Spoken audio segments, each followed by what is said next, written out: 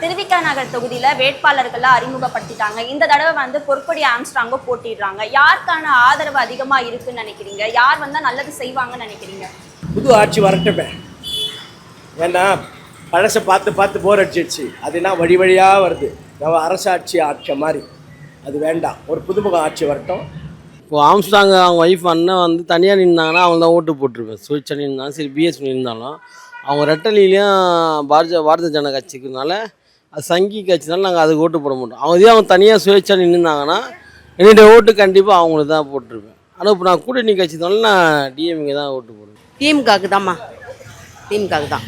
எதனாலம்மா? எங்களுக்கு எப்பவுமே போட்டு பழக்கம் திமுகவுக்கு தான் ஓட்டு. நாங்கள் யாருக்குமே போட்டதே கிடையாது. என்னைக்கு நான் ஓட்டு போட ஆரம்பித்தேனோ அன்னையிலேருந்து இன்னும் திமுகவுக்கு தான் நான் ஓட்டு போட்டுக்கிட்டு இருக்கிறேன். வேறு யாருக்கும் போடவும் மாட்டேன், கட்சியும் மாறவும் மாட்டேன். எங்களுக்கு எல்லா உதவியும் செய்கிறாரு முக ஸ்டாலின். பஸ்ஸு ஃப்ரீயாக விட்டுக்கிறாரு, எங்களுக்கு காசு 2000 ரூபா மாதம் கொடுக்குறாரு, எங்களுக்கு எல்லா உதவியும் பண்ணுறாரு.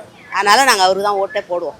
எங்களுக்கு தெரிஞ்ச ஆம்ஸ்ட்ராங் தான் நிறைய இருக்குமா. ஏன்னா அவர் ரொம்ப இதுவாகிட்டாருங்க இல்லையா, அதுலேருந்து எல்லாம் நாங்கள் வந்து ஆம்ஸ்ட்ராங் தான் போடுற மாதிரி இருக்கும். எனக்கு தெரிஞ்ச வரையும் டிஎம்கே ஆதரவு அதிகமாக இருக்குது. ரவிக்குமார் நல்லது செய்கிறாங்களோ செய்யலையோ அதை பற்றி எங்களுக்கு பிரச்சனை கிடையாது.